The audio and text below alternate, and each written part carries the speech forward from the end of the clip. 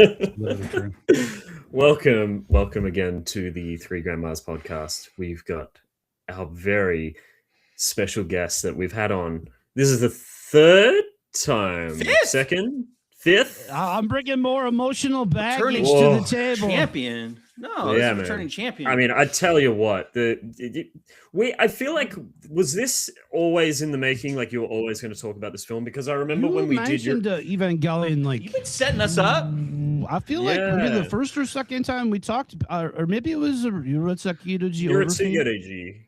Yuratsukidoji, when the ending reminded me of Evangelion. I thought maybe you brought it up before, so I've just been stewing on it, trying to figure out what one.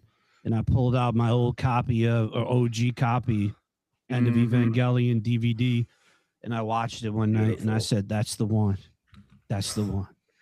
That is, I mean, what a choice! I've got to say, choice. this is like when we talk about like animation as a medium, like there's none that really have quite the, I want to say, cultural status and like the sort of critical reception that the End of Evangelion has in popular culture. This is like a magnum opus, especially for I don't know. What about Akira? Yeah, Akira's up there. Akira's up there, right? And then Ghost in the Shell, and then this one for anime. Yeah, it's like one of the pillars. Of, respected, high up on the mountaintop. It's crazy. You guys are omitting the Care Bears movie. That's crazy. It's not anime. It's animated. Otherwise, I wouldn't. It's animated. I'm talking Japanese animated films. I forgot about the Care Bears movie. Garfield anime. I'm going to say something, JC. Garfield is anime, according to Tetsuhara Onosata. He says it's anime. Madhouse animated 2 Peanuts commercials or something. I'm just joking. So, I found that out one Just day. doing a bit, JC. Don't. Does Yu-Gi-Oh count as anime? I thought that was made in the States. No, Yu-Gi-Oh's anime. What counts as anime? Let's just break it down. It has to be made in Japan. Is that what it is? I would imagine End of the day. made in Japan for a Japanese audience at first. And then Time says no, it could be made in San Francisco. There has to be at least one Japanese guy doing a pencil in somewhere. That's it. They don't even use pencils. What? No. Like Demon Slayer, no pencils. And that's Is why that an anime term? It's not anime, no. You're just gonna die on that hill. Demon Slayer is not an anime hill. Yeah. I love that. But so that's the reason why you picked this, is you were watching it one night and we talked about it. I mean, it's something that it's similar to the other movies that I shared with you, where it takes a special night to get into it. Usually marijuana or a gummy. A night. It was 14 hours. It was many nights I've spent with this production. Listen, I know I forced you guys. If you want to get into that, no, I'm not complaining. I want to set the like record straight. No. Set the record straight. Okay, here we go. Ding, ding. Listen. So, Abbabox announces the movie he picks is the End of Evangelion. The End of Evangelion. Yes. He didn't say Neon Genesis Evangelion. Raise your voice when you say the End of Evangelion the second time. You don't have to say it twice. I know what the words say. Never. Hold on. Okay. I never said that you had to watch the whole series. You could have just eaten a goddamn gummy and just taken in the visuals. No, because I want to respect. And guess what I did? The story, and I need to see the whole thing. If you didn't if me and Time didn't watch the whole thing, it wouldn't have been right. Sense. It's no sense. It would not. It still barely makes sense, though. But, you're reading this as a criticism. I think it's a celebration. I'm glad that I could dig into this all month. Okay, I knew what I was watching in the evening. I fucked with it hard. Pen's my guy. Okay. It's a fun journey to go through the series again. I wish I could watch it with fresh eyes. Langley. I'm a Langley head. So many times. Well, I'm a Langley head. You're not a Langley. No, head. you're not. I'm the ultimate. I'm the Langley guy. I was streamer before you were. No. You guys are arguing over a 15-year-old girl. I just want to let you guys know that. No, right we just want to be friends. We admire her. That was not a spunk. She's fired. That was She's not getting shit done out here. That was not a romantic gesture, Time. I don't know. I just think it's not about romance. It's about saving the planet. I just think she's probably she's probably in the top 3 best written characters of all time. They're like, I'm just putting it out there. That's where love I'm her. at with, I love her bullshit. I love her messiness. I love how she never shuts the fuck up. I love how she just says what she says. Me too. I got the whole manga.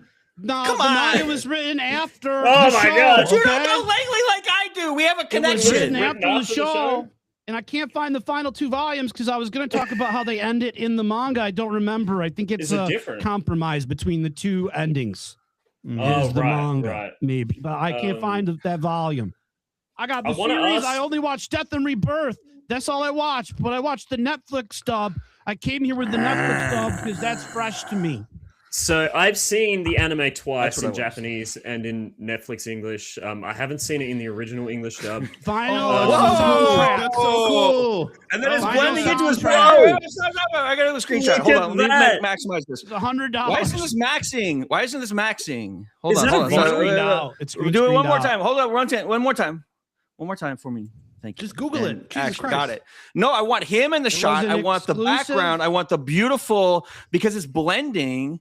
Dude, Okay, we'll you get get it. We'll get it in the upload for sure. Like, it's gonna be so good, dude. It's gonna be so good. But I used to have a lot more, but someone stole my Evangelion figure, and I used to have What the the fuck? actual comic manga My when they put it God. out in comic book form at the comic shop. What? so Fuck, they stole it? Wait a minute. What do you mean they stole it? I Somebody had took a a bin precious. of a bunch of my favorite anime stuff. It had some of my mature stuff in there, had some titles that had boobs and stuff. It had my Evangelion figure, and it was in a storage unit, like at my mom property that she owned, and someone stole it. This is still a sore spot because it has so many gems that I would love to share with you. It's fucking ridiculous. that someone I have a would rant do about that. Netflix, but I noticed when I was talking about how this movie has like such a place in like animation film Mhm. history. Time was sitting there like, what? Oh, what, so the Care what are Bears. you It was talking a about? Care Oh, Bears. it was Care literally Bears. just a Care Bears bit. That's literally There's a lot It of was bits bit. It was tonight. a bit. All right, I was a lot gonna of bits. say, I was wondering if you're gonna say this movie's awful or something. Oh, no. Like, It I was- was just a Care- it was. We'll get to that later. Can you say it's Triggered. pretentious? I gotta blow my nose. But Yeah. No, it was just A lot of No. people say this was all But that's a good pretentious thing. bullshit. Get into Yeah. I work. don't. It's not. They're It's doing not a potential gap bullshit. personality test and everything. It's like work. This is a lot of work. Does in it here. straddle a line for you, Time? Absolutely. Let me say this. Dude, look first. at his face. Let me say this. Okay. I procrastinated and I watched all of the seasons in the last 18 hours. Oh my god, That's too much. that I is an waited till insane last way night to watch watch Death and Rebirth and the movie, and then I watched a bunch of essays all night long about it. Yeah, Just I trying to had- prepare my notes. You just I started had now. no time to watch the anime, so I just watched Death True and then End of Evangelion. I've already seen it twice before, so I commend your effort, Time. That's That's nuts. that is crazy. I don't think the movie is pretentious. I do think what the final source two material episodes. is. Yeah, Define the final two episodes, pretentious. That's super pretentious. What does Some people, pretentious mean? there's so many videos that defend it, and I What does don't know. It was a pretentious compromise mean? You know what between pretentious means? running out of money What does and it trying to mean? be artistic. You know but what it means? I talking don't about the like last two watching those episodes? episodes. Yeah, the last I two don't like episodes. watching Yeah. those. I really Yeah, always it's- skip them. I tell people to go straight to End of Evangelion and then go Evangelion. back to it. I feel like it's a I better understand fit. what it's doing and what it's trying to accomplish, and then The like movie does like, it better. Yeah, it's way Yeah, better. the Way movie better. still does all that. It just shows you what's happening on the outside, and then we go to the interior by the end. Anyways, it shows you the end of the I fucking think everything world. you both need. good. Yeah. I think they're both good. I 'Cause think they it's it the gets same thing repetitive. from different perspectives and No, I like thought different, the ending of the show. just I, a slightly different angles. I think it's fine. same It's, content. it's whatever. It's fine. I loved But it. If the movie didn't exist, I would have been let down with the ending. Yeah, I I mean, love when I that. first Yeah, watched this, 100%. And- so I I mean, I get it, it's Frag. Like, I get unfinished. like It's not even a finished Yeah. episode. There's just drawings. it It's just- literally No! feels like That's his forced mind. for no. 2 That wasn't an hours. artistic choice at all. That wasn't. It was a but budgetary I- problem. if I Yeah. didn't know that, it didn't bother me at all because I thought Yeah. it was so the script was so It's compelling. very It was abstract. fine. It was It's fine. very Because at the end of the abstract. day, like this show is about getting down to these three personalities, right, of the main pilots, and I think the way they articulated the complexity of the psychology was very good, right? When It I wasn't was easy first- because most people's personalities are complicated, and the way they Mhm. went over it was really good. And I love the self-awareness, about the self-hatred and the fear of loneliness and how we push people away because we're afraid of isolation. And so we become self-fulfilling prophecies to ourselves. Right? I love that shit. But I thought the movie showed that better than the episodes. Is as thick as those red waves at the end. Really? You feel like the show didn't dig in deep enough? No. As far as what Prague was talking about, how the ending, because like the ending was essentially in the show was essentially like the case studies for each the three of them, and going back and forth. I was buying this on VHS in 1997, incrementally watching it, and I already heard that this last episode sucked. Can you imagine watching a show incrementally and being like, "Oh my god, they say the end of it sucks. Oh, it can't be that bad." I tell myself. I don't agree. And I don't think it sucks. The episodes right up to that are so good. The episodes right up to those final two are so good. Oh yeah. And then you put it, and then you watch those two, and you're like, "What are you guys doing?" And then I'm like, "Oh, there's an end of Evangelion movie." I think it's just a have to build-up wait issue. 10 years for it to watch it. It's really an intimate story. Yeah, I think it's a build-up issue. Yeah, all of the battles and stuff are all just like wasting time in between the true story, which is about the characters. I don't agree at all because I feel like all of the battles like serve a purpose for all of the characters every single time.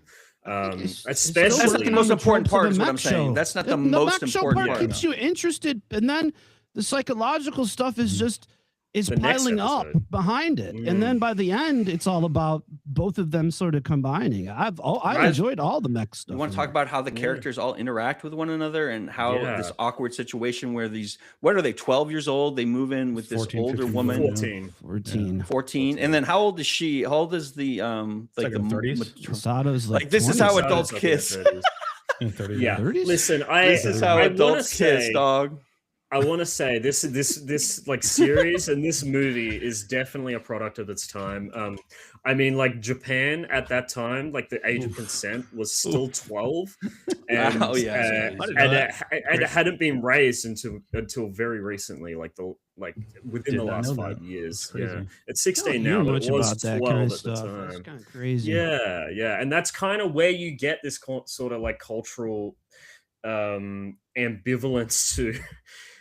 I mean, honestly, for this series though, except maybe the opening scene in the beginning of the film, but I didn't really feel like it was a super exploitive. I mean, I guess sexy Rey, sexy Asuka, I wouldn't say exploitive. They're just horny. They're just all horny, and they don't really do. But I think the way that it frames Masato in the end is like it's not like kind of a power and balance thing. It's how do you want to organize? Yeah. But I just wanted to get that out of the way. Is that this show is very. I like that scene. Should we tell people what this movie is about? What this show is about? Like a brief. Let's primer talk about the show. What's the show about? What is the show about, Abba? Like, what is the plot? The major features. You know what? This is one of those series that I by the end of it, I know it's about the psychological turmoil of Hideki Anno pushed into a mecha series. But do I really understand the fucking plot lines? And I'm just like I understand the human instrumentality project. I understand that there was a gigantic explosion when they found an ancient being that was an angel. I understand that there's all these forces and there's alien beings coming down that are angels and they want to destroy humanity. That's right? Yeah. And the bad humans want to like replicate the angels in a bad way. And they want to start. There's two human instrumentality projects. There's the people who want to go. Sayla wants to go straight, all souls combined forever, and no one has to feel pain. And then there's Akari and Nerve, which want to just do that to show people that everyone's the same and they can love one another. And then they're going to detach them. Is that right, sir? Yeah. Don't call on JC. Yeah, I want to. Can I take a crack? Can I take a crack at what this show is about? Yeah, that's what we're here for. I mean, this show to me is basically about a kid who was abandoned by his dad or ran away from his father after his mother died. That too. And is brought back into the world of like future Tokyo to defend it against a horde of angels because he's the only one who's able to pilot the Ava that they've set out for him, because he's a bunch of these children, a bunch of these special children. But they don't call them children; they call them the children. Why is that? They don't say the third child; they say the third children. In the original dub, in the American dub, they just call them the first child, second child, third child. In the Netflix one, they went to the Gynex lingo, and they called them children in plural. I like it way better. I love the Netflix dub, but yeah, and essentially he meets other people, and it's sort of how he deals with the trauma of defending the human race, essentially, and being the only one who can, with and along with one of the worst, maybe the best and worst person to have to choose the fate of humanity. Absolutely. And he has to see his absentee father constantly at work, and he's only 12, right? And he has a full workload of school. And Pen smells. Do you think Pen smells? Do you think he's wet all the time? His feet smell. He's fucking Ritsuko. He's fucking the clones, probably. He's fucking a lot behind the scenes. He's so dark and calm and cool. Penguin? He never. He's chilling. I'm saying the penguin. I thought it was fucking too. Yeah. Oh, okay. Pen's always the one. I love that you mentioned that he's both the best and the worst person to do this, and I hate that we went over David Lynch recently, but a lot of these characters feel very Lynchian to me in the way that they're contradictions. This has Lynchian vibes the entire series, and like Asuka Langley, she's easily my favorite character in the show. She's someone who is super outgoing, super larger than life character, and obviously thinks of herself as very competent, but then at the same time she's the most lonely character in the show. She fails nearly every single time until right at the end. No, we're talking about Asuka. Yeah, but she's the most lonely character because they have a whole story arc about her loneliness. Arc at the end. It's a sad arc, but she rises up to the occasion by the end, only to be eaten by a bunch of vulture Avas, pulled apart alive. But she held him off. She did a great job until beautiful. They came back to fights like a tiger. I want her at my lead all the time. She fights like she has no fear, but she's fucked up. I'll kill you. I'll kill you. I'll kill you. Then they all shoot down their lances of Longinus. And just lances of vagina. Yeah. Right? The laryngitis. The laryngina. But then you have Shinji, who's the main character, and he is Shinji. He's so unassuming. He's super anxious about everything. But then at the same time, he's super competent as a pilot. Like when he gets into it, he's with his mama's soul. Video games. He's probably the most talented. Yeah, he's probably the most talented of the pilots out of all of them. When he's in a healthy mental state, When he's in a healthy mental state, exactly. He's exactly the Langley is alpha, right? Langley's the alpha. Right? She's an alpha in the way that she presents herself, but the way that she. I want you to say that alpha isn't a real thing. I wanted you to say alpha is not a real thing. I know. It's bullshit. Okay. I'm a Shinji Ikari stan. I stand by him. Shinji, tell me, defend Shinji. I was a little kid with my headphones in all the time playing CDs. I was a little depressed kid stuck in my head trying to, overthinking everything. I related to Shinji Ikari when I watched this. I related to him on a level that probably is scary and unhealthy, but all the other characters that would be in this show if it was a Shonen Jump mainstream mecha, like so many people bitch about how Shinji's a little crybaby bitch. What are you? You have a billion other shows where you have your protagonist that always rises to the occasion, does the right thing. It's like the one time you subvert it, and then by the end of this movie, I know he's a mess. He's an absolute mess. But wouldn't you be a mess if that happened? Yes. Wouldn't you be a fucking mess? They spend after the first battle, they spend 3 episodes on his trauma from it and like how he has to build himself back up to get to the second battle. It's it was so like shocking to me when I saw it. I'd never storytelling like that is so few and far between. They really let you just slow down. And I wanted to say for the original series, they did a really good job of artfully reusing animation. One of the most annoying parts of a lot of when you watch animation with is how they tweak that budget. You know what I mean? But Evangelion found a way to do it in an artful, beautiful way. The series itself, the animation of the movies, like that's mind blowing. That's next level. Second to none. And the other character I wanted to talk about was Mikado, or Miss Masato, I should say, Miss Masato. She is basically, like, in the way that she presents herself she's straight, narrow, the most the most hard-edged of all of the leaders at Nerve. But then when you see her at home, she's a complete mess. She's she's a drunk, she's lazy, she's a drunk. It's all of these sort of dichotomies that you get. And again, like, I don't want to keep bringing up Lynch, but it just feels very Lynchian to me in that way. I feel like a lot of the characters are like that. And I love it. I love it so much. Yeah. Me too. Time, you haven't said a lot. Do you have anything you'd like to say? After binging it in 18 hours? After your 18-hour binge watch session? Yeah. Are you okay? Do you need... I mean, I don't... I like the show, but it's just essentially 14 hours of children being psychologically tortured the entire time. That's fair. Yeah, with some really mechs thrown in there. Are the children really children, or are they like avatars for like adults who are watching this who need to children, to heal their inner child? Children. Is it about their inner child though? Isn't this about the viewers? Let me make my case. Is this in part about the viewer's inner child and the creator's inner child trying to heal old wounds? Like, all of the isolation stems from their parents in each three of the cases. So I think that like obviously one of the kids has red eyes. They're not literally humans. That's a clone of Shinji's mom. That's a clone, yeah. A soulless clone of Shinji's mom. Okay, so that's not a child. That's a clone. Or like, I don't know. Yeah, and I don't know what they imply, but what are they implying with Gendo Ikari and the clone of her?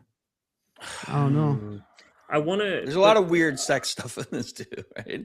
Like one of the protagonists is like grabbing women in the hallway. Like there's a scene where they're in the elevator, clones and she holds your wife who died. That's crazy. Naked teenage clones, and they're all over in a secret factory. And you have that fucked. Yeah, it's really fucked. And it's all about his wife. It really is. All about the Pal world, is what I'm saying. And the fact that his dad loves the clone more than his own son is just like, it's heartbreaking. Well, the There's one thing that the rebuilds did, and they dive more into the history of Gendo. I don't know if you've read. I have big issues with the rebuilds, but yes, I do too, because I had to wait 20 years for each fucking one, but. The third one, the one part I did like is the Gendo stuff in there. It was interesting to kind of get the whole flashback of his point of view. We didn't do enough time. We didn't watch enough. We have to go back. Don't watch. You don't have to watch the rebuilds. It's not important, dude. No, because you and JC are having a side conversation, and Time and I are just like, oh, just twiddle my thumbs here because we didn't get to see that. Sorry. It's just something I thought about. He probably watched it. I know you guys haven't gotten to it yet. You don't have to get. I do want to go back, but I do want to watch the rebuilds because I heard it's an alternate retelling. The animation's pretty crazy and good, but there's some added stuff. They changed the story halfway through. There's a couple things about this on my initial viewing of this. Is I watched a couple of episodes multiple times to watch or to hear the ADV dub and then the Netflix dub. Netflix dub is trash. So you want to get into that? I don't agree at all. I'm the complete opposite. And then I watched a couple of other dubs. I'm the option, and Shinji Ikari's voice is superior, I believe, in the ADV dub. Yeah, it's way better. I think that the Netflix dub I like some of the more downplayed performances, because what there was is back in the day, there was almost a cartel where these small anime companies would have the worst dub actors. Okay. Yeah. And I just got used to that little group of people. But when I listened to this one, I liked a lot of the voices, honestly.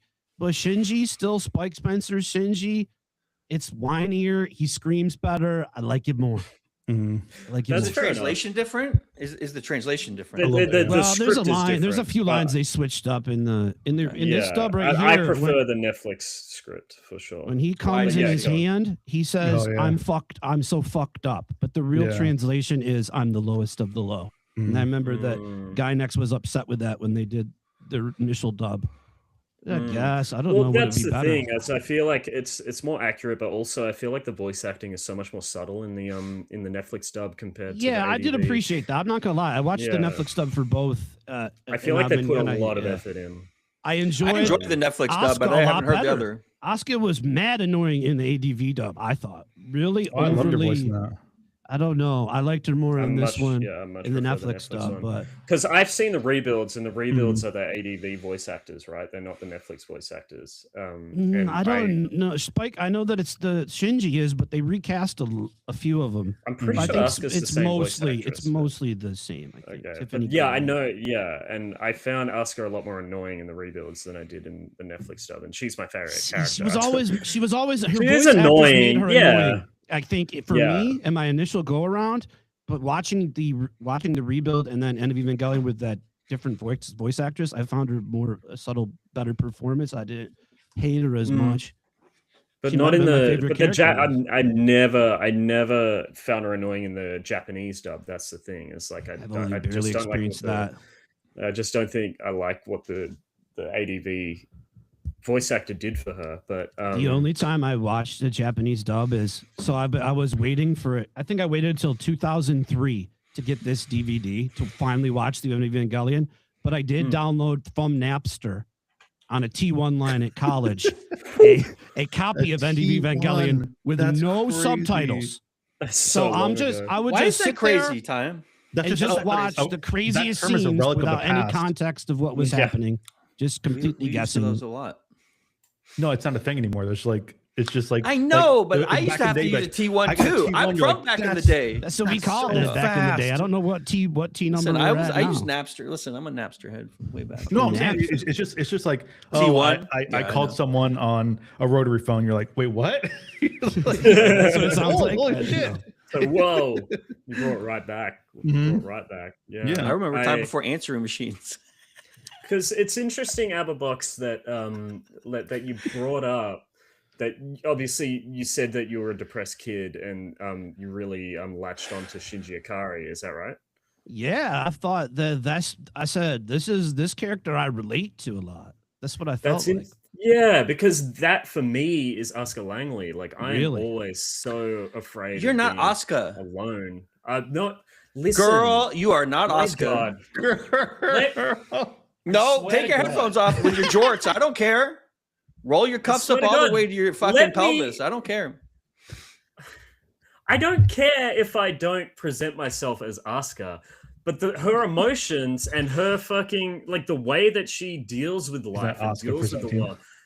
The way that she way that she like thinks about things and handles things is very similar to the way that I feel like I think about things. I'm so afraid of being alone and so afraid of dying alone and so afraid. Well, why is that a fear for humans? Abandonment means death for an early human. And you need a tribe to survive, to live. And so if you get excluded by the tribe, that means death. That's why it's still an existential crisis for modern humans. Who did you relate to? The third angel, Sakael? Langley. No, I'm Langley. I'm Langley. I'm a Langley. JC's not. No, bitch. I'm Langley. God damn it. I don't care what you say, Frag. That's what I got from the show while watching it. She's just my favorite character. And I love... You just walked off. I just hate how you're trying to pull away my personal connection from a show. Doesn't matter. I'm just teasing you, JC. Doesn't matter. I'm talking we can about both her be Langley. internals. We can both be her internals. I understand. I think we all have that fear, and you should, because it's a very genetically coded fear. Because like if you're a human, a soft animal in a world of predators and tigers and fucking elephants and all kinds of things that can kill you, we're soft. We have to work together. We're going to die. And so if you get kicked out by the tribe, then you're dead because you can't survive. So like we have that with us. And then there's abstract beings falling from the sky. Trying to smash you up. I don't understand what all that's about. One after another. Just lining up. They're the craziest Mother Nature things you ever did see. And does that just represent nature? Is that just the natural word? And like a typhoon can do that, an earthquake or a meteor. But instead, it's more interesting imagery in the movie. And I mean, let's talk about it. They just did it because it's cool. Well, I agree. It's not big. Christianity's not big in Japan, so they just like crosses are cool. Well, it was cool, man. I love or a little bean on a crucifix. Hell yeah! Right? Yeah, right. Go ahead. The six eyes. JC.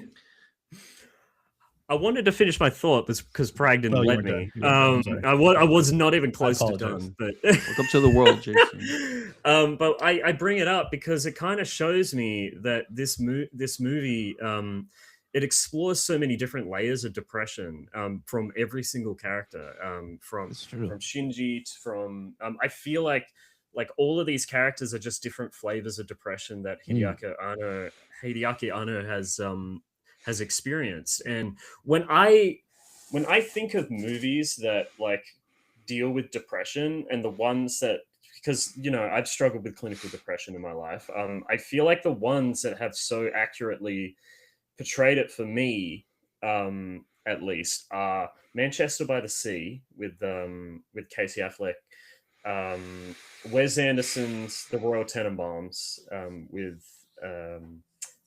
what's her name? What's Gwyneth Paltrow's character? And this show. I think all of those, like those three, are like for me the holy trinity of depictions of depression. Like I just love like all the way that they like so tastefully tackle it, and I think the way that this show does is so beautiful. I love. I mean, getting to the ending of Evangelion, like I guess we probably shouldn't talk about it just yet, but I think the choice that Shinji makes at the end of Evangelion is still confusing. Just so beautiful. And no, not at all. No, it's 100% not. It's the opposite of selfish. I think it's beautiful and a real putting your fists up against depression. I love it. And why do you say selfish, Abba? You mean he didn't say that. I said that.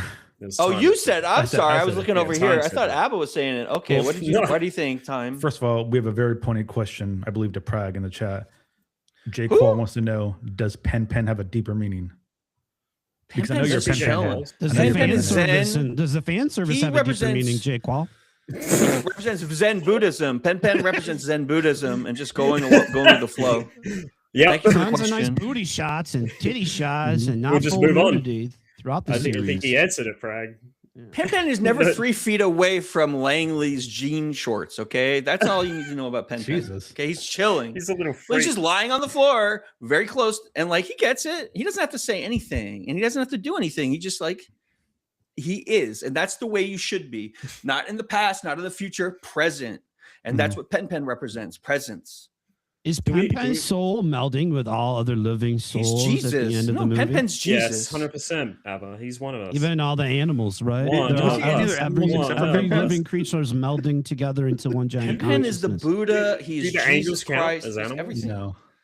No, do the angels count as animals? What about when they were eating the angel? That was crazy, huh? When they started eating the angel, did you guys freak out the first? What did you feel when they started eating the angel for the first time? That was that episode 14 or 15? Oh, the berserker moment when that was when I said, "I fucking love this. I fucking love this. I love it so much." Berserker, like, Eva. I said, "What is this show about?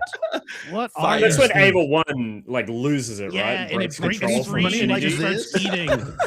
It's crazy. Yeah. It's so good. It turns total animalistic, and I said, "I need the action figure." A couple of moments. It's nuts.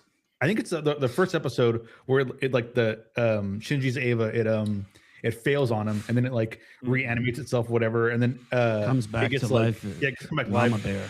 And then the awesome like visual that I love so much, it is when the first angel has him by his head and is just hammering that little thing right into his head, like going back and forth. And it's just like you think it kills you or kills him, and then he comes back. So like, you have these moments where it's like, oh, there's something more to these giant mechs, and then you get the part in whatever episode it is towards the end where he goes berserker, where he grows his arm back, and then he starts running. Series where he turns into an ooze and then comes back to life.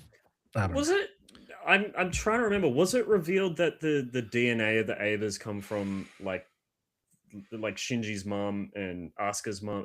Is that? I always thought that too. Crazy? It's the souls. Yeah, it's like they have the souls. Yeah, it's like they like donated themselves for the cause. Yeah, so right? the soul of Asuka's mom.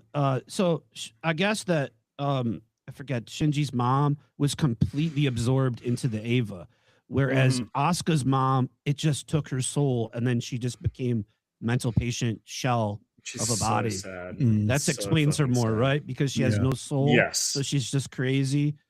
But I always thought that they were big god clones of them or something. But and the reason why Rey can also pilot the Eva is because she's half of she's half the DNA. She's a clone. And that's and isn't that what the dummy plugs are essentially just like all of the clones but without souls? Like but then they make them out of Karu at the end for those vulture ones. Those have Karu dummy plugs in them that come down and pick apart. The white ones, you mean? Yeah, those ones are beautiful. Holy shit. Every battle in this thing is amazing. Like there's no wasted animation. It's just like it's a stunning and like even if you don't have a story at all and you just watched it, it's a beautifully presented show, right? You know, especially the battles and in my opinion. Go ahead, Time. What do you think? There's one thing I noticed that a lot of anime does, and it's like bothersome, but I think it's to like save time and like money. And it's when things get super actiony, the animation does not look very good as far as like the characters. So like in the movie or the show? In the movie. They look drawn less detail. Yeah. So you know, Asuka's going and she's doing her fight and she's like, you know, punching the shit out of everything and killing these little, you know, these other Evas, and they're awesome and it's looking great. She's ripping them in half and it's great. But whenever they cut to her inside of the mech, she's drawn like kind of like skinnier and it's like askew and she's like moving her body like this. I think that might be stylistic. And it's just like, no, but a lot of animes do that. Like if they're doing like actions where they got to animate things real quick, it's like they do it like that. Like Dragon Ball Z does that shit, and it's like, oh, because it's action, and you don't want to put like a bunch of time into this. A lot of it because it's like a small. They still probably had deadlines for the movie, but they had a much bigger budget than they ever had for probably the entire show. I feel like. Yeah. Want to get into the death threats that Anno got for those last 2 episodes of the TV series that triggered this? He got death threats. That's crazy. Guy next got graffitied, kill yourself, because people were so disappointed by those last 2 episodes. What do they want to happen? What did they want? This is like, what did they want? You know what? They wanted the end of Evangelion. That's what they wanted. This is early internet fans. I wrote down some quote that he said. Those who criticized the show were either already negatively biased or immature and narrow-minded internet otaku kind of types. Yeah. But that's fucking 97 internet trolls going crazy over end of Evangelion. Could you imagine nowadays what it'd be like? Yeah. Forget about it. And they got what they wanted. That's the sad part. But do you think it's a fuck you or no that he starts with the that he nailed it even more than they could have and made it even more like existential and surreal than they could have possibly imagined? Then I think it's a real fuck you. I was so satisfied the first time I watched it. I was like, this is perfect. You're showing me the end of None of them are going to be happy. Then at the last scene, I was like, I don't know what's going on. The last final scene, that's when I go, I don't know what's going on. I've got an explanation. I've got an explanation. But it's like there's 20 minutes left, and I'm like, I don't know what's going to happen after this, because I feel like this is kind of like we're ending, but I don't know what's going to happen for 20 more minutes. It is a new beginning, but not really. I don't know. Because let's kind of like discuss the setup of the ending, because what's essentially happening is there's Nerve and Seal. Is it Seal? It was called Sele in this version. But I think it's Seal in the. So there's Nerve and Sele. So what Ikari wants to do is he wants to release Lilith so that they can meld all humanity's mind into. But I guess the difference is that Sele wants to keep everyone melded, and Ikari wants to pull it back apart, so that that's not how I understood it. That's what I've seen 3 explanations, but that's not my explanation. That's what my read. Because the way that I read it was that what's it called? Sele wanted to destroy the world and renew like create a new race, like essentially, because the human race was done. They weren't happy. Did they want Shinji to be the chooser? Or is that no? But that was no. That was Ray's choice. Like Ray made that choice. Like, Ray that was an accident. Yeah, Ray. Don't let Ray make choices like that. How are they going to do it? It was the right choice. She was alone in a cot. Yeah, but she found her humanity through Shinji. Like she found Ray. It's cool when she denies Gendo and cuts his arm off. So yeah, her sniper shot was on point. That was a big shot she took. Remember when she took that sniper shot to take out the angel that was far away? Yeah, it was awesome. And Langley really got off the hook. So Ikari wanted to meld all minds together on human Earth because he wanted to see his wife again. Essentially, like that was he did want to. That's a deep part of why he wanted to do it. And he wanted to save humanity as well. He felt like he was saving humanity. And then Sile, they wanted to destroy everyone. They wanted to kill everyone and renew the Earth with a new evolution of people. Essentially, that's the way I saw it. And in the end, because Rey was like a god, essentially, she'd become Lilith. Like she'd melded combined with Lilith. She had the power. Yeah, she had the power of creation, essentially. And they're just aliens, right? They're not gods. Yeah, they're just angels are just another word for it. It is very biblical. Yeah, but they had the power. Guys in heaven, guys in space. Okay. They had the power to recreate reality, is what I'm saying. Okay. And Shinji had the choice to either do what Sele wanted, do what Nerve wanted, or he can make his own choice, which is what he did. And that was to just remake the Earth the way it was. Like he wanted to bring humanity back to the way it was because it was okay. Like he felt like life was a constant hassle of loneliness and struggle, but the sort of the small moments that he had with all of the friends that he made, I know it really was the friends you make along the way ending. But I think it's probably the most meaningful version of that I've ever seen. That in the original ending, this only part I kind of like, where it shows a normal life for him. You know what I mean? In the original ending of the series. It's almost like a slice of life anime where he's running around with his friends. I much prefer the ending where he's sitting on the beach. I love how they ended each episode with a slice of life. I feel like they had the scene with the hot springs, and they always had like this more intimate, like the familial rest period, right? Like they had the campaign, they had their side mission, and then they had the little rest area mission at the end. I feel. Because I think the thing about all the minds coming together is you lose your individuality, and it's something that Vince Gilligan's new show Pluribus is kind of exploring, and how important it is to have your individuality and to have. Have you seen the clip where Alex Jones explains the Human Instrumentality Project? No, like an hour ago. No, he just lays out. Does he fuck it up so bad? No, I really believe that this is something deep in the human subconscious to want. I think it's so to destroy our forms and combine and not feel pain in some sort of floating. That could be the cloud server. That could be the machine bodies. That's what he says in the. I don't like the Rogan clip.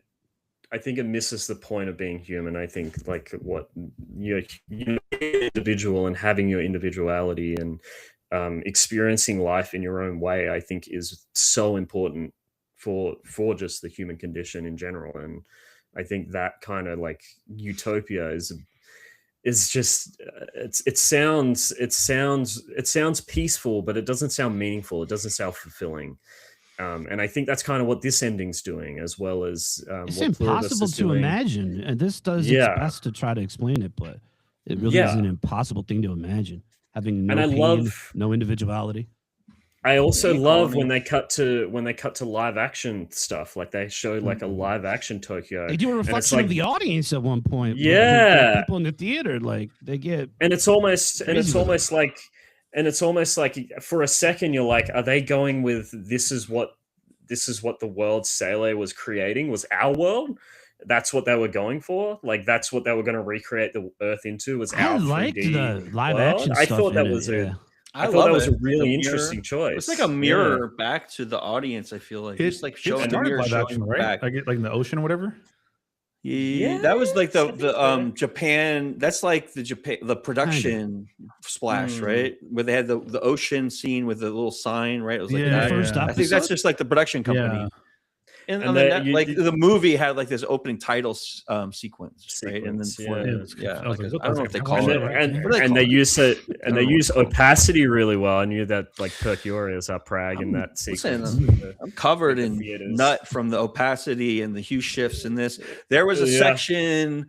I don't know. I think it was episode 21 where they were just doing hue shifts with all of the normal images with opacity. They were just like taking the slider and pulling the magenta out and all that behind shit. Shinji's a cutout of Shinji, kind of. I love that. Again, very Lynchian, very Lynchian. And then they had they had a lot of frames where they would show many different frames, and then every time you pause it, it would give you a different solid background. Yeah. Right, I love that. That's so fun, right? It's like a slot machine for cool. Like they probably showed every frame, right, or whatever they did. It was cool. Yeah. So that one, that kind of tripped me out. I think what they did was they layered a bunch of frames and they started taking them away one by one, and you get to the very back one, which is really cool. Yeah, I think they physically did it too. Like, I think they physically did it with cellophane. Like, that's crazy. Painted on. Yeah. It's amazing. I'm pretty sure that's how they did it. Fucking tits. Did you know this movie was up in theaters against Princess Mononoke? Oh shit! That is tough. That's like Anno's teacher. So it's kind of that's making a double feature, Abba. I would love to see those back to back. I love Princess Mononoke. That's one of my favorite. Put that up there. Studio Ghibli films.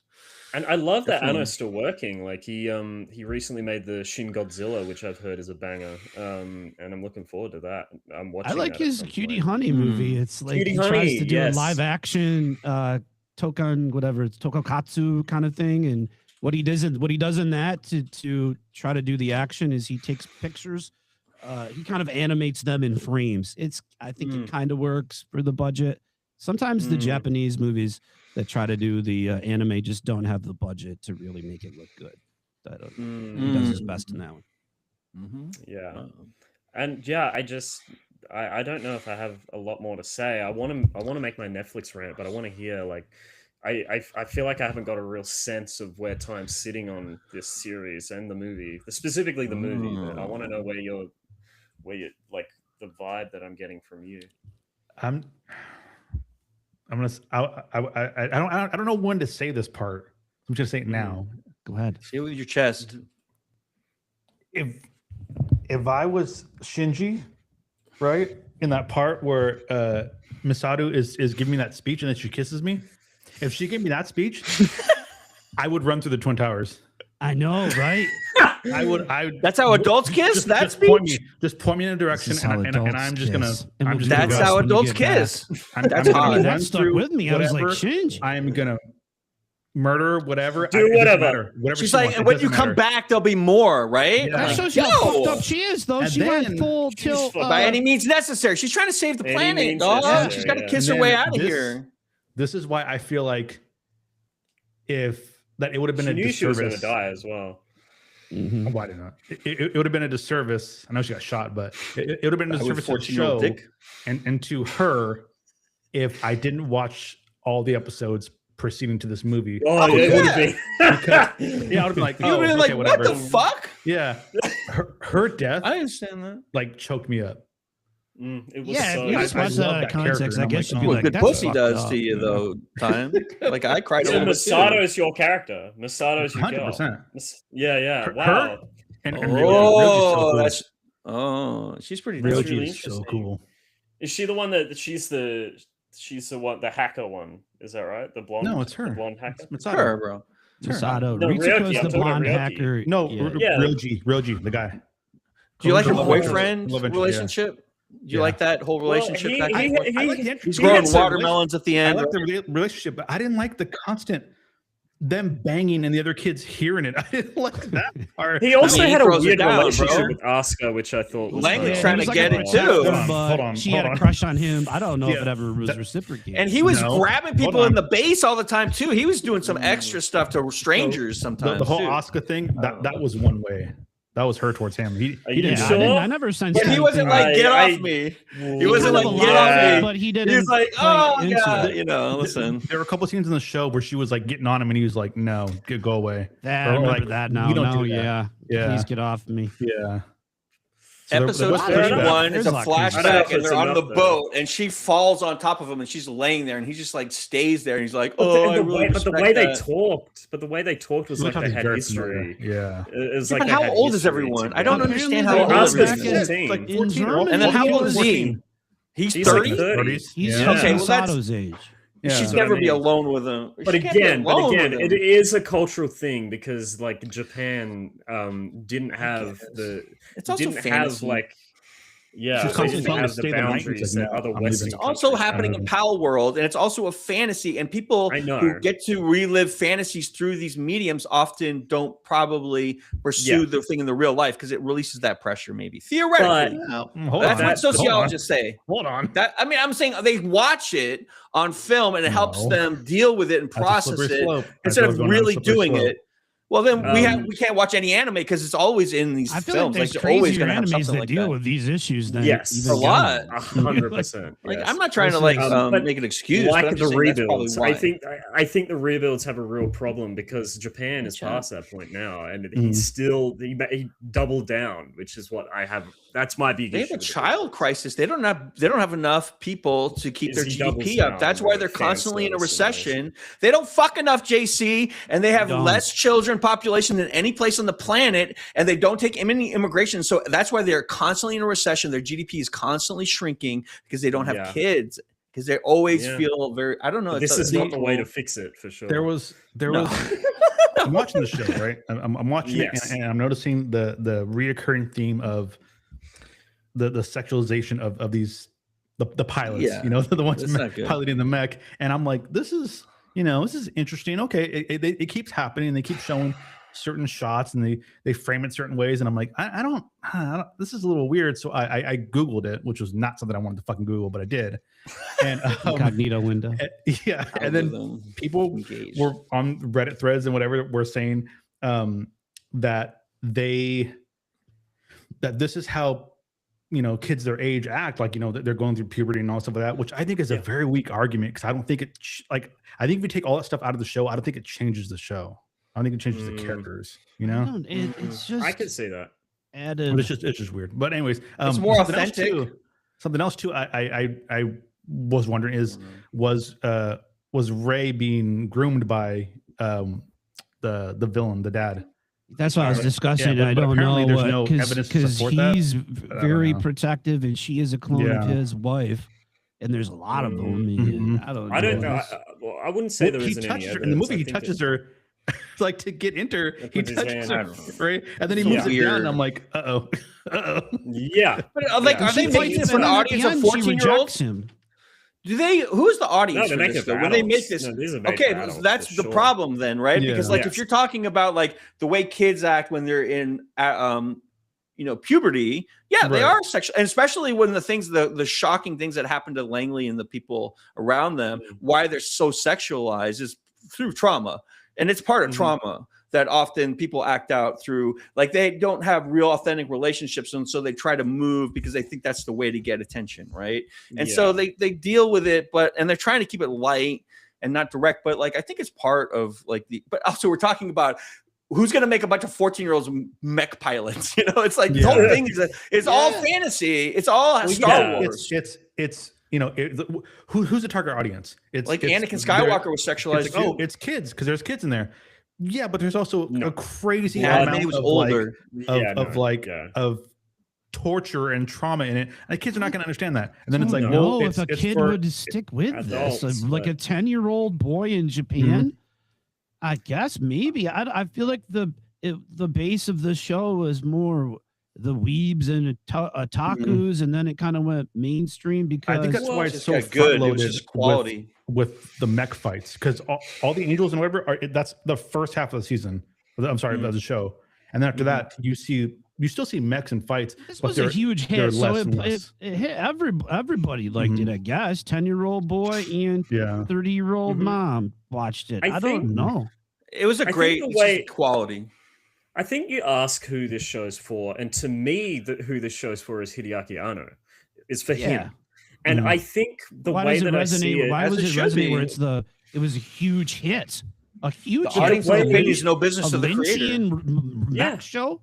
That's crazy. But I also think because people have similarities, people relate to other people. Like that's just human communication and connection. But I think Hideaki Anno, what he was trying to do in my eyes is he was trying to position like how he felt when he was in his younger years. Like that's what I'm getting from it is he sees himself in these characters when he was younger, and just like the weight of the world on his shoulders. Like obviously he's had some like personal trauma with his family and everything that is involved. He's felt all of these emotions that Asuka, Shinji, Masato have all. Like he's a director, so he has to be super competent, but I'm sure he's messy as hell at home.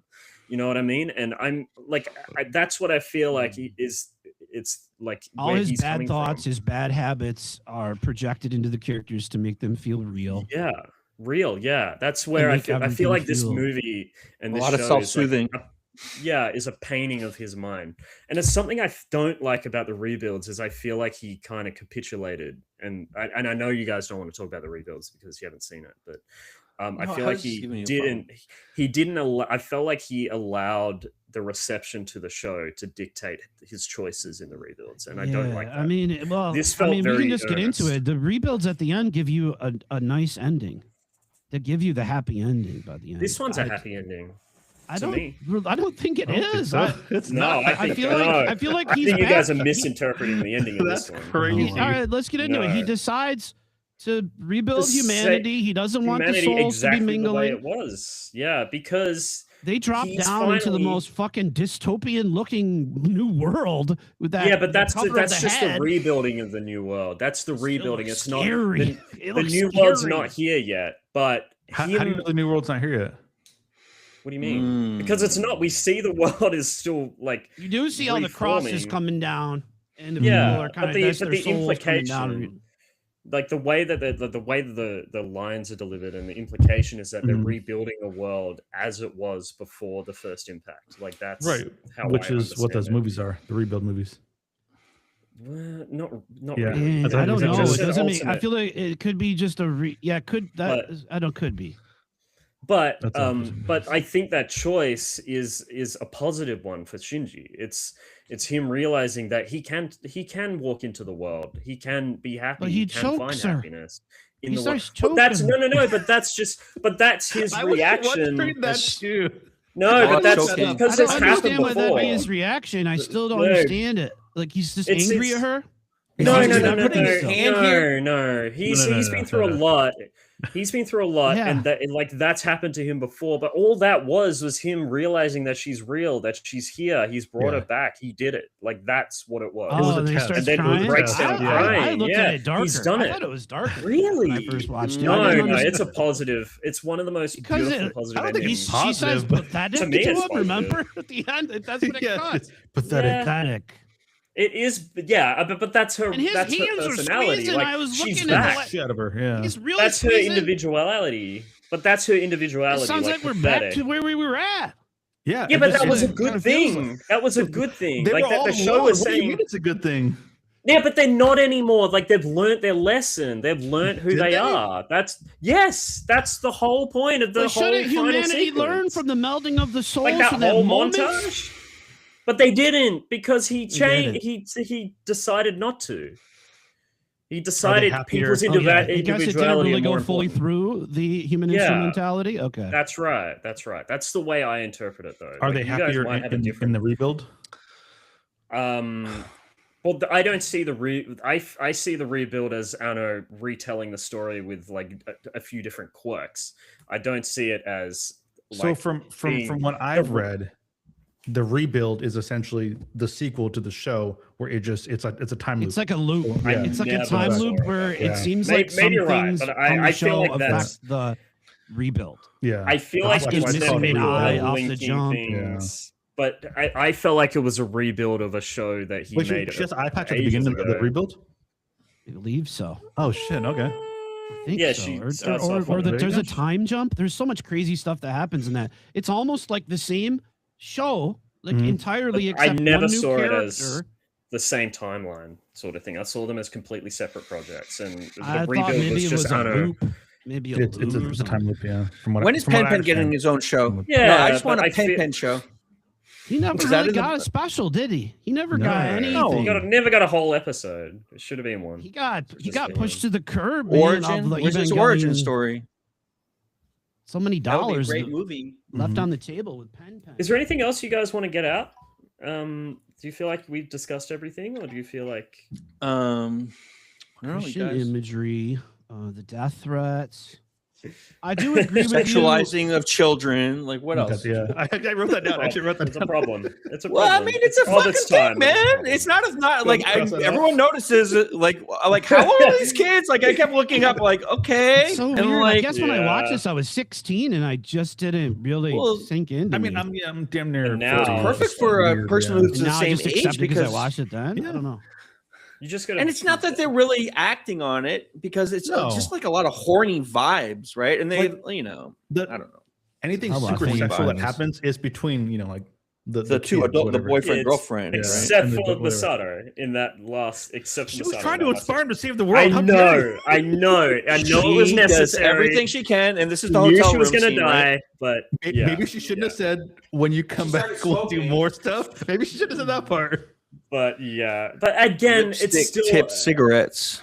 It's still you gotta still view it in the as a product of its time. When is that the scene where she's like, culture? What are you putting inside me? Is that scene right there? Maybe it's the beautiful designs. Yes, it's there's that scene where they show Shinji in the room and her legs are in the air and then her toes start curling. I thought she's getting banged out, dog. Like he's sending it. What do you mean? Yeah, her toes are curling. Of course. She bought Kaji. Like Anna couldn't help himself sometimes. God. Like you know that really is a painting of his He's got the ponytail. He's got the ponytail, and he's got the watermelons. If we're gonna end or whatever, near the end, what was the point of the first scene? Of the whole thing was just to show how I always took it as he's still a kid. Shinji is just a little fucking. He's just when you're sad, don't you jerk off a lot? Yep, I think absolutely. It's called self-soothing. Like extreme, sad. No one's getting hurt. To do. Not just that. I feel like the point is we've seen the build up of this show. We know this is coming to an end. With cells closing in, and the first scene we see of the movie is. I'm like, what a start! I remember when I first watched.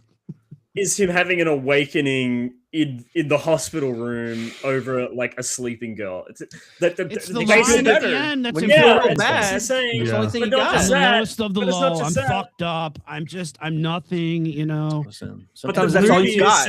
That's sometimes all you got is your own penis in your own hand and a dream. No, but that's all you have. Yes, but it's all you have at the end of the day to save your soul. Yeah, but that's your hero doing that. Yes, that's right, Abbabox. It's the weight of the world is on this kid's shoes, and he's jerking off. You don't know what to do. Perfect. And then he's just a fucking comatose little crybaby hiding under Neil Armstrong jerked off. It's the contrast. It's the contrast of like kiss him on the lips, say he's gonna fuck him later, and he knows it's not gonna happen. To get him to move, he barely wants to move at the end of this movie. Barely moves. He's so sad and pathetic. He doesn't even want to move. He can't move. Yes. Dr. Dit Good Gaming, thank you for coming in. Git Good Gaming. But yeah, that's exactly right. It's a contrast of earlier Tobin's hand is covered in blood and the seriousness life and death. The situation. Yeah, it's this. Yeah. Thank God you're here. And that's the name of the. Isn't that the name of Death and Rebirth? Right. That's the name of the. Yeah. It all comes together. That's not what it was about. There's a hell of a lot of vaginal looking things on the Ava's. Their eyeballs look like vaginas. The giant eye at the end looks like a vagina. I thought it was like a spider. Vaginas your necks go through. Look for the vaginas everywhere. He was building. I see things I love everywhere too, Abba. He was building a birdhouse for Asuka when she woke up because she loves birds, and he got glue on his hand. And that's exactly what that was showing. Yeah. Did we establish that this came out before or after Overfiend? Was this before? This came out after. Overfiend was in the 80s. This is like 90. So Anna would have gotten inspiration from it, surely. Well, we can get into that. I do see parallels. Yeah, a lot of the kind of what's taken from here is you could even go to Devilman. I don't know if you ever watched Devilman Crybaby on Netflix. No, I haven't seen it. Devilman's a very huge manga that is about the end of the world and demons, and Berserk has taken inspiration from it, and I'm sure Overfiend did too. It was a cultural sort of landmark series that dealt with a lot of. And there's also in the Devilman, there's a romantic relationship. It's like a boys' love yaoi hinted at between two characters like Karu and Shinji in this one. I don't know. I just feel like that's the Karu, the angel. Yeah, that's one thing I do want to mention. That is like that whole subplot with Karu, the gray-haired boy who turned out to be an angel, is my least favorite part of the show. I think it drags the show to a whole. It's an add-on. I feel like they don't develop Shinji and his relationship like much at all, and then I would say that they try to correct that in the rebuilds with Karu, though. I didn't like that episode either. That was my least favorite of the movies as well. I felt like it dragged, man. It just like I agree with you there, but I like Karu. Thanks for the sub. Okay. I feel like it's such a thank you very much for the sub. It's almost like they ran out of episodes and they quickly like sped run through that. Oh yeah, that's like something else I wrote down. The fucking they had to basically Gainax did not have enough big of a production studio to pump out 26 episodes. So they were even Studio Ghibli did one episode of this. Did you know that? Animated one episode, and then they would send it to different production companies to try to get it out. And what's the stat I have here? They had to do 14 episodes in 6 months. Can you imagine? That's why some of this shit. That's crazy. Crazy. That's why by the end they can say artistically that's what they wanted to do, but also they had to pump this shit out. And they were writing each script on the spot. Anno obviously came in with an idea, but he said it was like a jam session. Everyone would bring something to the table, then they'd have the next script.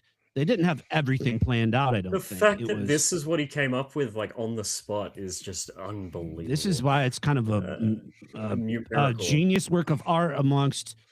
I like some of other Gainax's productions, and rest in peace, they're gone now, I guess, but it's amazing. It's that whole group of people that worked there that did Gunbuster and Nadia and all these things that Hideki worked on that kind of led up to this moment. Time. I feel like you were about to say something about. I just want to bring up something because you guys were talking about the whole that guy and like the angel. Because I just want to get like the emotional part of the show. There was that episode in the show where Toji, is that his name? Toji is Toji. There's the kid. Yeah. Toji. Yeah. He's Toji. He was the fourth child, and they put him in the mech suit or in the Eva, and then it went haywire, and then Shinji's dad made him attack the thing. That like borderline broke me. With the episode, it was Shinji's dad, bro. Insane, and he's screaming no, and he's making him do it, and then obviously from just context clues. The previous he shuts episodes. It down and does like a dummy plug, and then it just starts punching. It pulls out the containment unit, and it breaks. I'm like, he's dead. He's intergenerational trauma for you. That's intergenerational trauma. I want to, go time. Finish. Oh, and they the final. I think it's the final shot of the scene where Mitsaru is trying to tell him who it is because he doesn't know. We know, but Shinji doesn't know. And then they open the capsule and they take him out. He sees him. His scream, like Spike Spencer's scream, right? The that got me. That got me really bad. I was like, what the fuck? Yeah, that's I mean, that's and it's great that you bring up Shinji's dad Prakuro and how much of a cunt he is. But he's pragmatic. Like that's his whole thing. Is he's like I mean, don't you dare put that on evil on me, Ricky Bobby. Don't do it. I get practicality. Praga is from the Russian for practical, and that's not practical. Exploiting your people is pragmatic professionals. No, but the character that he reminds me most of is Luthen from Andor. Not Prague Pro. Is Luthen from Andor? How he makes that speech at the end, or midway through, saying, "I burn my decency for someone else's future. I burn my life to make a sunset that I know and never see." That. Like his whole, his entire goal is to meld everyone's minds together because he thinks that will bring humanity peace, and also he wants to see his wife as well. Like it's a double thing, but everything that character does, everything that character and so everyone will be docile. He thinks he's doing the right thing. He thinks he's doing everything he can to save humanity. And even if it's like some of the most cunty bullshit you've ever seen. This is the thing. Like a lot of people think that Earth is one thing and this is a superorganism. And so like, it's very consistent with Shinto belief that the harmony in nature. And so it would make sense that that's the end goal, to more harmoniously integrate, I feel like. Yeah. And I think it's misguided though. I think it's misguided, though, and I think the show and the movie thinks it's misguided, which is good. I think it does a really good job of exploring. What is great about humanity is we're creative and we can invent ourselves out of problems and collaborate, and that requires each of us to have our individual integrity intact, as well as our commitment to assist one another, but keeping both worlds alive, right? Agreed. Or we are flawed creatures. We will never rise to that occasion unless we meld our consciousness together so we can experience all the hardships and understand each other better.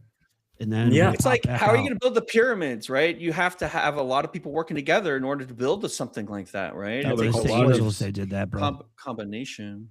I love the pyramid actually at Nerve, right? They had that cool base with the. Nerve looks so cool, like the whole city. Good. I wish I got I don't know why I didn't. Are you guys having internet issues right now, or is it just me? I think it's just you. It's Australia, dog. Just me? Okay, cool. No, I'm back. We're all good. I think it's just my Chatterino has dropped out. And I'm back on there too. All right. So I want to get to final thoughts. I want to hear Prague's final thoughts first. On the end of Evangelion. I think that this is a very important piece of work because of all of the combination of things, but it's as well written as it is illustrated in my view. And like, it could be real tough if you have to watch 13 hours of something if the story is not compelling and the characters do not take you along with them. And like the combination of the beautiful artwork with the beautiful storytelling and the characters was excellent. And like, this is an outstanding, like, it doesn't matter if you like anime. It doesn't matter if you only like certain genre. This is like beyond genre. It's just very high quality. And I recommend it to everyone. I'm glad I watched the whole thing, and I'm going to like find more stuff related. And I give it a 98. Wow. Yeah. I'd agree with that. Time.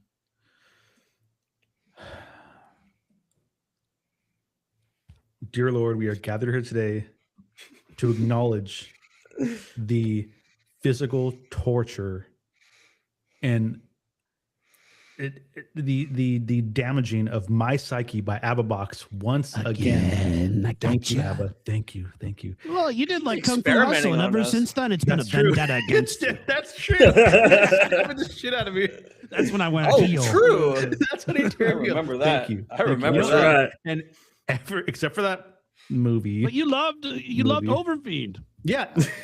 Cannibal Holocaust. I still got to get you the reboot. Yeah, with the turtle and Cannibal Holocaust still bothers me, but I give that in the mail. 90 as well. For better or worse, since the Kung Fu Hustle, everything that you have given us to watch has stuck with me. Again, for better or for worse, Cannibal Holocaust all stuck with me too, baby. It's all here. This was such an endeavor. The idea was floated to just come in blind and watch. I'd be curious. Watch the movie. Which is interesting, but I really think that would have been a huge mistake. So I'm glad I didn't do it. I should have prepared better and watched them over time because I had like a month. But you know, power through at the end. We did it, you know, as long as we did it. That was rough. I don't know how you did that. Yeah, I don't know. Really did you sleep?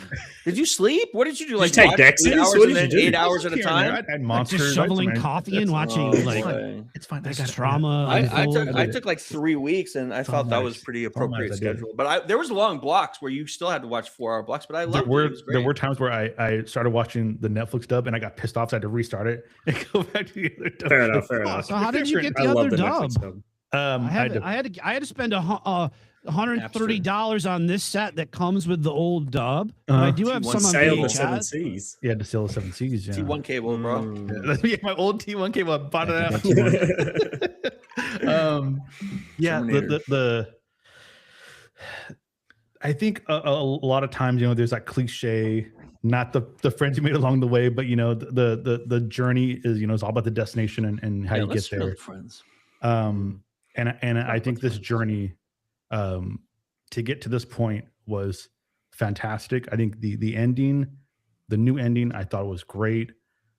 This movie was really good, somewhat confusing at parts, but not confusing to where I was like annoyed. It was just like, oh, I don't really get that, but okay. Yeah, but you keep going. Keep going. It's so beautiful. I liked all the characters I was supposed to like. I hated all the characters I was supposed to hate. I didn't feel, you know, like Shinji was a whiny little bitch, but I got it. Like I understood why, and I understood in that same situation I would be that way, you know, and just you know you feel for him throughout the entire series, and you know at the end. Yeah, I really enjoyed this. Thank you, Abba, for showing me this. I do see people talking about how this is the quintessential like anime movie, like, you know, it's got all the action and everything like that. And I see it, you know, the action scenes are top notch. It's fantastic. It unfortunately it doesn't get any points because they do not say the full name. End of Evangelion. Yeah, they don't say it. Yeah. Roman Polanski. Neon Genesis Evangelion. The end. They don't say it. So I can give it bonus points. It's a Polanski. That's a Polanski when that happens. Abba. If they don't say the name of the movie, you get a one Polanski. They say. We got so close. So, fortunately, I can't give it bonus points for that. But this movie's standing alone on itself. But I do think you have to watch the entire series before it to appreciate it. I'm going to give it a 95. That's great. I mean, I'm right there with you, Tom. I think this is one of the greatest animated films ever made. There's nothing that I can really say that can really do justice to how this movie makes you feel, and like just the visuals and the level of storytelling that took place in the anime series to build to this. I think Hideaki Anno was on another level with this, and I think all the characters are beautiful, especially Asuka Langley. She's my absolute favorite, but I think it's a testament, like our review, I think is a testament. Would never go with you, JC, even if she was 40 years old. I don't give a shit. I'm not romantically interested. I didn't say romantically. I said follow you. I didn't say romance. I said go with you. You made it romantic. You're implying it. You're implying you guys haven't met Mari yet in the rebuilds. I know that. I know Mari. I hate her. I can't stand her. Oh, sorry. I can't stand her. She had blue hair. I don't know what her point is. She's a pink one. Yeah, exactly. But what I wanted to say was, I think it's a testament that all of us, like, except me and Prag, obviously, associate with the same character, but all of us have said a different character that we kind of latched onto. Masato for the time, Shinji for Abbabox. I think the fact that the writing must be so good that it's able to relate to so many people, and I think the way that the movie does it is just like, it's unbelievable. It's some of the shots you have in this movie, like during the ending, and then when you get into the montage sequence where Shinji's deciding what to do, is just like pushing the animation medium to its limits, I think. And it's something that we haven't seen for a long time. You know, we think about more recently, you see it in like maybe the Spider-Verse films, like that kind of very quick montage animation style. Film cells in that's over. Yeah. That's over, right? Amazing. Is anyone still doing it like old-fashioned style? No, not even in Really? No. It's all computers now. It's cheaper. I think it's one of the most beautiful films ever made. I love the ending. I think it says something so beautiful about depression, humanity, and where we go from here and our individuality that it's wonderful. I'm going to give it, I'm right with time. I'm going to give it a 95 out of 100. I love it.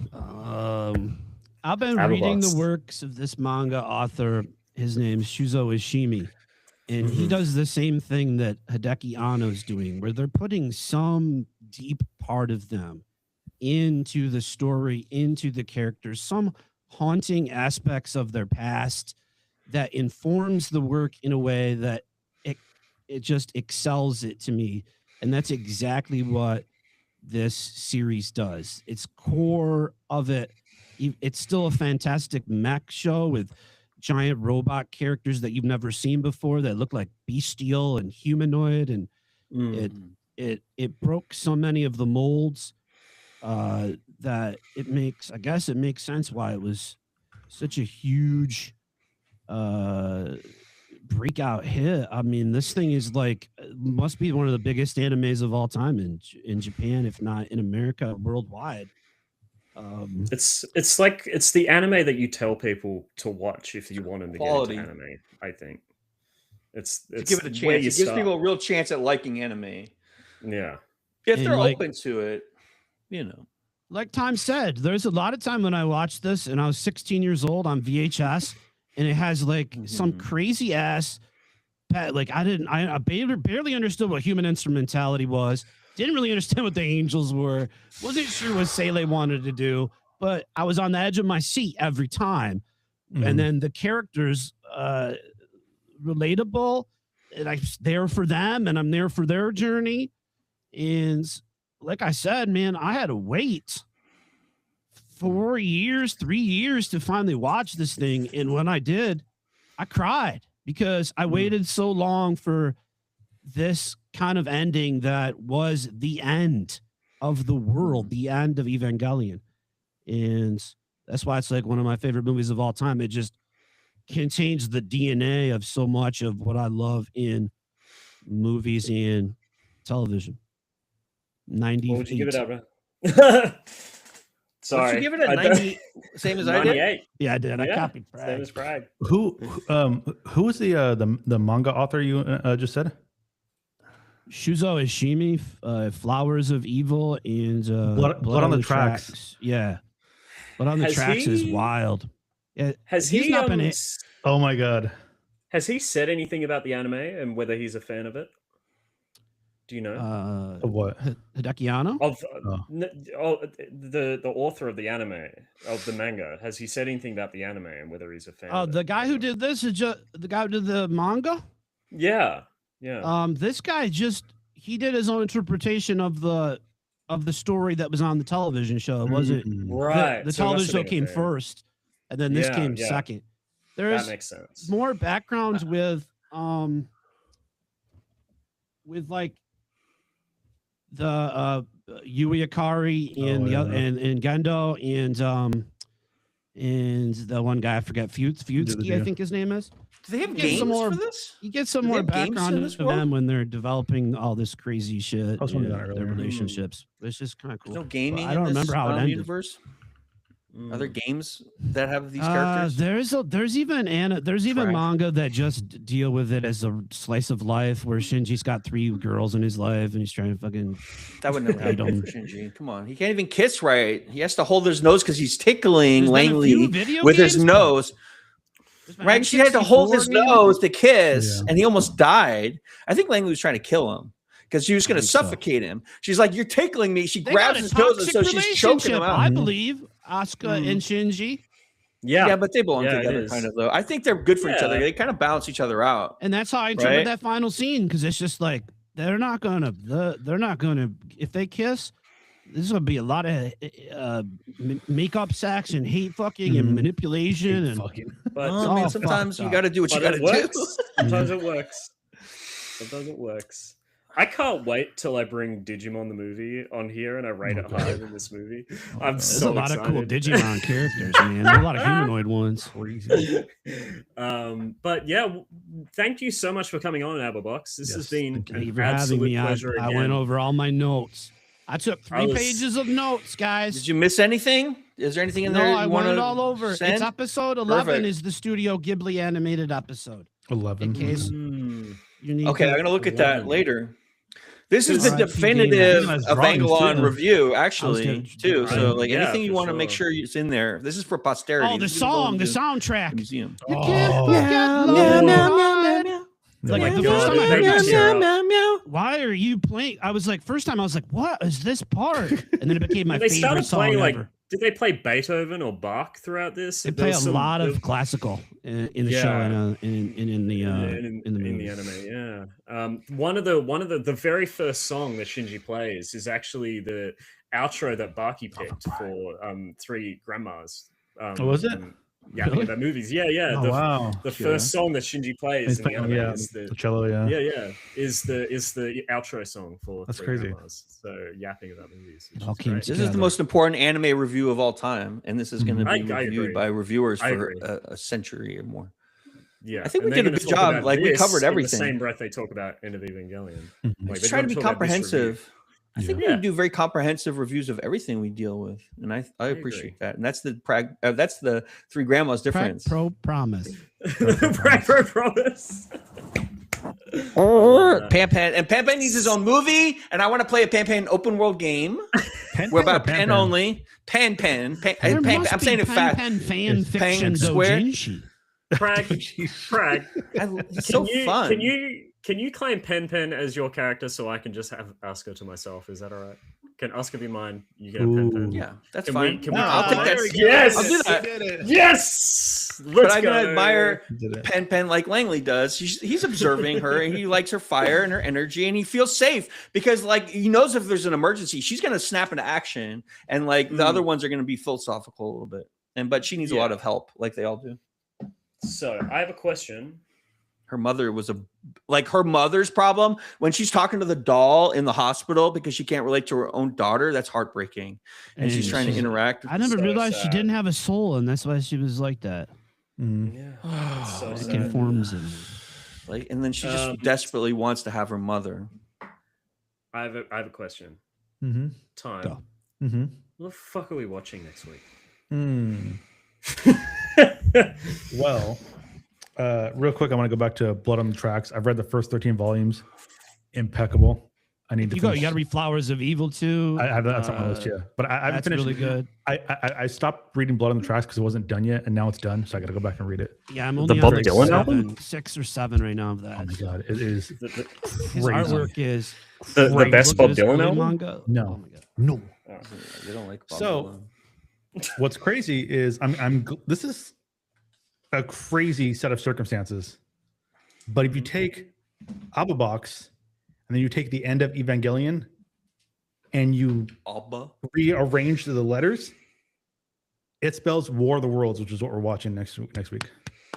Oh, the Tom Cruise one? Spielberg? The Tom Cruise, yeah, Spielberg one. Okay. You have Not to the Ice watch the Cube one? 4K one. I heard that's good, but I've never seen it. Why not the Ice Cube one? Because we're not watching the Ice Cube one. It's good. You should check it out. Can we add it on the end? I'll do a review of the Ice Cube one as well. Like after we talk about JC is trying to like control I'm just doing the it for fucking myself. schedule again. No, I'm not. I'm just doing it for myself. You're becoming a corral. It's like you have to check with JC before you sell your movie because he's going to tell you whether it fits the special category that he's designed for the last 4 months. Like, I'm sick of movies, dog. That's not Waking up I said. 30 messages back and forth from you guys arguing about it was like so jarring. Yeah, it's a 3 a.m. crash out. We do it once a week. It was a suggestion I gave you, and then you asked what are we looking JC's for? been And I said movies months. that get low. David Lynch for 2 months. I can only pick David Lynch movies for 2 months. And then you always have a theme now. It's not a children's birthday That was party, our discussion. We discussed this. No, because you agreed to things. Effectively communicating what the fucking theme was. And because I still didn't get it, because I gave you 3 movies and you're like, no, and no. And like at that point, I'm like, if JC has to approve my movie, I'm out. No, I'm approving my movie. I wasn't approving any movies. Okay. I was literally just giving you my opinion. We're done. We have company here. Literally just I'm sorry, Abbabox. I'm sorry. I think next time I'm gonna make you guys watch a porno. Yes. Oh no. Wes Craven has his first pornographic film has been released and found. What? And I think that might be what we're going to do. I mean, think of a good porno with a storyline that we can watch and talk about. All right, great. I promise for next time. No Thundercrack. Perfect. I enjoyed that.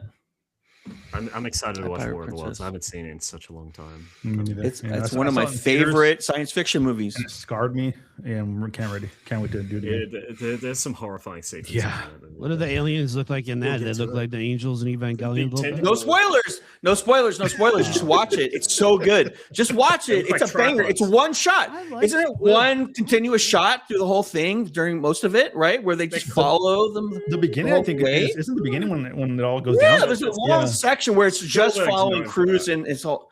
Listen, check it out. Spielberg knows how to direct his tits off. He's known for like one-ers, shots, like one-ers. Yeah. Mm-hmm. I think they're called the tripods, so that gives you an idea of what they're. Don't tell them. Just let them happen. It's probably a riff on the original. Just watch it on YouTube. The highlights if you can't. Real quick before we end, this is topical and on brand and with the show.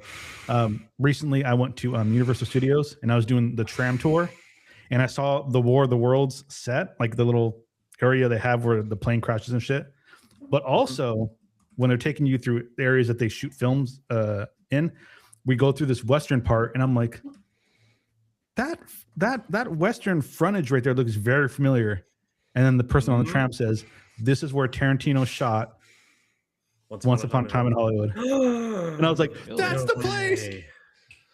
Is it the same? Is it the same place as Back to the Future 3? Is it the same? Yeah, there's like a lot of places, same thing. Yeah.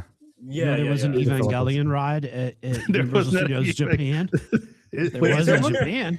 Are you serious? Around anymore. Yeah. Why don't they have a cool game based on this world? That's shocking to me. That N64 had one that came out. Had one, and then there were some simulators. A lot of them look like life simulators. Yeah. There's like a dating one that I'm saying based on that one manga, I think, or something. I don't want to date these kids. I want to lead them through adventures and save the world, but I don't want to date them. Neither. That's might be a PSP game that takes you through the story. I think N64 one does too, but it'd be hard to. I want to have I want to be the sixth children's, bro. Thank you so much for coming, everyone. Thank you. Tumbling down, tumbling down, tumbling down.